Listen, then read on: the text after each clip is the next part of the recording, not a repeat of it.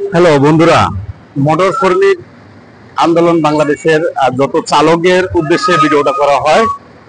দেখেন এই গাড়িটা এমন একটা অবস্থানে আছে যেটা আপনাকে না দেখিয়ে আমি পারছি না। তো দেখেন হরেন এক্সেল ডিফেন্স সেল এর অবস্থায় এতটাই পরিস্থিতি, আমার এই যে চালক ভাই খুব মানে এর ভিতরে আছে। 1 নম্বর লাগান ভাই, 1 নম্বর লাগান, যান 1 নম্বর লাগান, 1 নম্বর লাগান।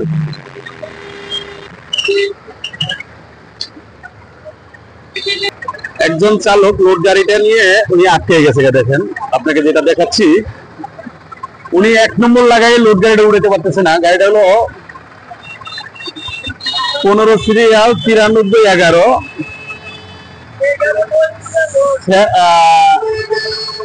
11-9X2 টাকা।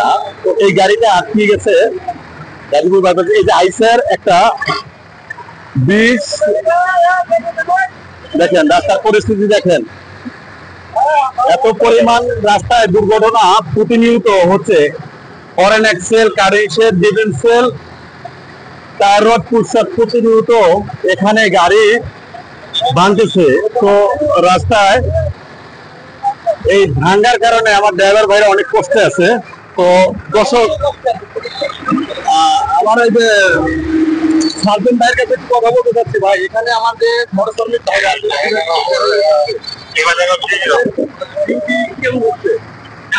আমাদের ডিউটি খুব কষ্ট হচ্ছে, কারণ পিছন দিকে ধুয়ে ডাবল দিতে হয় একটু পর পর, তাহলে তো রাস্তা থেকে বাইপাস থেকে নাওদের পর্যন্ত জ্যাম হয়ে যায়। কালকে রাত থেকে এই অবস্থা। এই রাস্তাটা যদি একটু তাড়াতাড়ি মেরামত করার ব্যবস্থা করে তাহলে হয়তো আমাদের একটু সুবিধা হবে। আমাদের অনেক কষ্ট হয়ে যাচ্ছে, একে তো অনেক গরম, তার মধ্যে সারাদিন এই অবস্থা ডাবল দিতে হয়। অসংখ্য ধন্যবাদ আপনাকে ভাই। আচ্ছা, আমি এই চালকটা নিয়ে দেখেন এর পরিস্থিতি কি। প্রশাসনিক বাইরেও প্রচুর পরিমাণ কষ্টে আছে তাদের হেল্প করার জন্য। আমি রাস্তাগুলো না দেখে পারতেছি না। দেখেন এদিকে কি পরিবহন ট্রাক, এই দেখেন, এই দেখেন এদের অবস্থাটা কি দেখেন, কি ডেল খাই হয়ে গেছে। তো এখানকার পরিস্থিতি আমি আর বলতে পারতেছি না।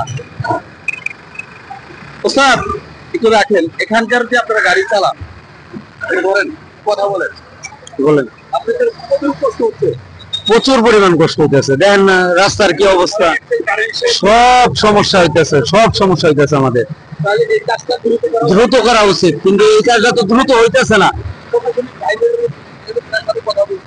জি